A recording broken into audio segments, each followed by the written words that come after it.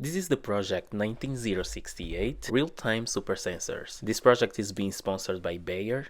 My name is Hady Mambo. I'm a systems engineer and I'm the team lead of the group. Now I will present my team. My name is Sean and I'm the mechanical engineer for the project. My name is Cassidy Rhodes. I'm the biosystems engineer and purchasing lead for this project. My name is Elon Canfield and I'm the computer engineer for this team. I'm Josie Maxwell and I'm majoring in optical sciences and engineering. Growing crops in greenhouses allows control over growing conditions such as light levels, temperatures, and humidity. The water used to irrigate crops can also be used to deliver nutrients to the plants, a process known as fertigation. In recirculating systems, the water chemistry is monitored and adjusted as needed to maintain the desired fertilizer levels. Difficulties arise when fertilizers are unevenly absorbed by the crops, and unwanted organisms such as algae can also affect the water chemistry over time. In order to accurately adjust the chemistry levels, those levels must be measured, which can require significant time and manpower. When looking for solution for this problem, it was found that commercial off-the-shelf multiparameters probes could be used to continuously monitor the water chemistry, but it would be too expensive to afford. Then we developed the super sensor system as a cost-effective solution to this problem. Our system is built to continuously monitor levels of pH, conductivity, dissolved oxygen, and oxidation reduction potential. The levels of the chemicals are checked through the probes platform, which is the data point entry of our system. The super sensor system is comprised of 4 subsystems: a probe platform, an electronics box, a cloud platform, and a mobile app.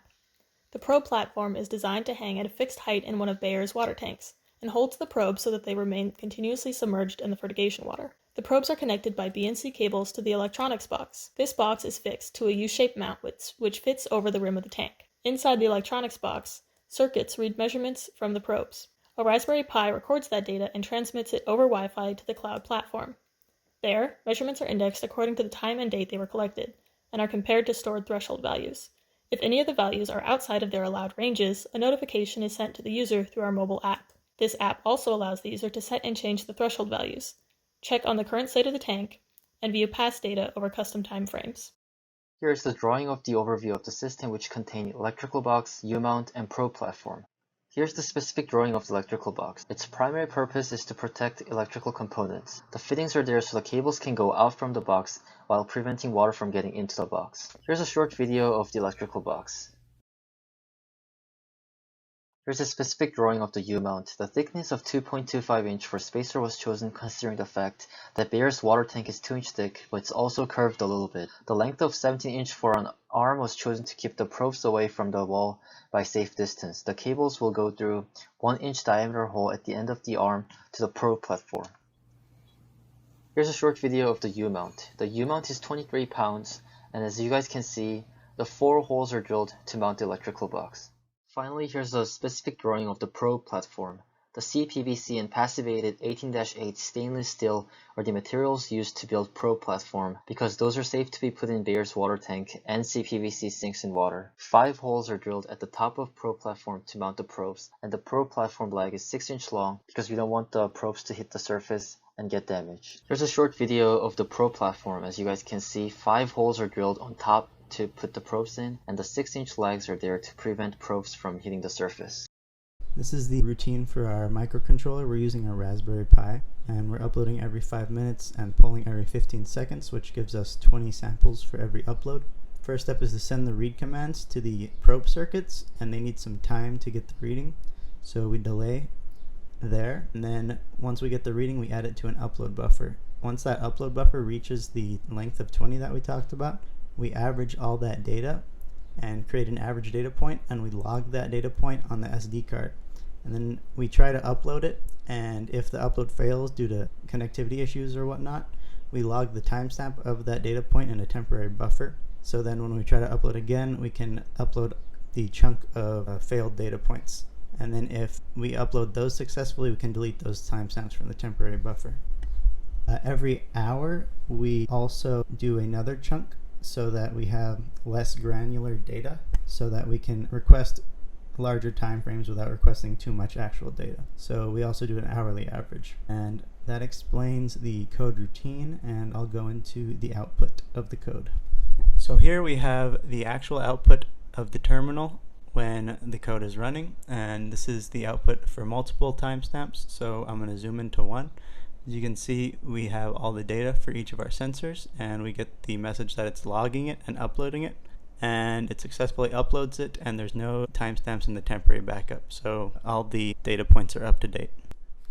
And finally, here's the mobile app. This is where the users will interface with the data. It's got an email, password, sign-in, and once you are verified, it'll fetch the data from the database and open up this home screen, which has all of the sensor data summarized, and we'll change the time frame here from Wednesday to today, and then you'll see that the data changes correspondingly.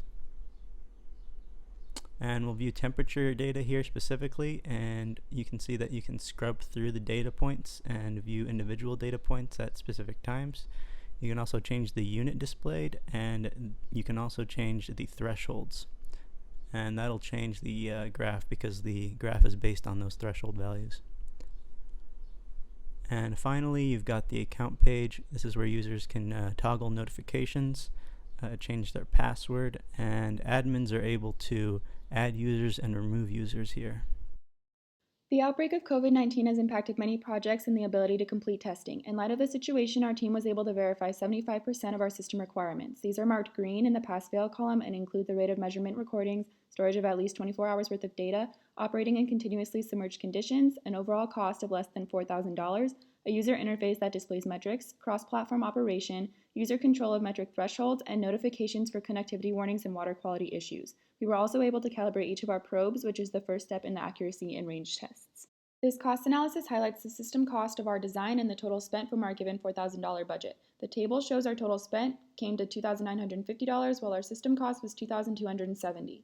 This unit is an affordable solution when compared to other commercial super sensors, which can retail at $5,000 plus. The chart reflects the percentages of our total spent versus the cost for one system. We spent 74% of our total budget, while the system only required 57%, with both coming in below our projected budget of $3,000.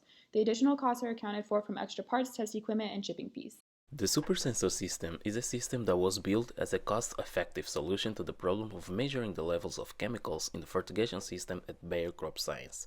From the cost analysis, our unit is an affordable solution in terms of budget compared to the other off-the-shelf available options in the market. In addition to that, our software brings a customized, one-of-a-kind app that Bayer will own and use not only for this system, but with other suitable systems as well. During deployment, we will provide the coding part of the app. Bayer has worked to help farmers grow food more sustainably, and they are also shaping the future of agriculture. Bringing a solution to a problem that will positively contribute to the development of Bayer crop gives us a feeling of accomplishment, because we know that our product will also help communities that rely on their technologies. Finally, we would like to thank our sponsors, Dr. Jason and Dr. Danny, for their support throughout this project. On the same note, we would like to thank Dr. Ogden, our mentor, for all the lessons learned inside and outside of our classrooms, and overall for his mentorship. Last but not least, we would like to also thank our families for their ongoing support in our education. Thank you.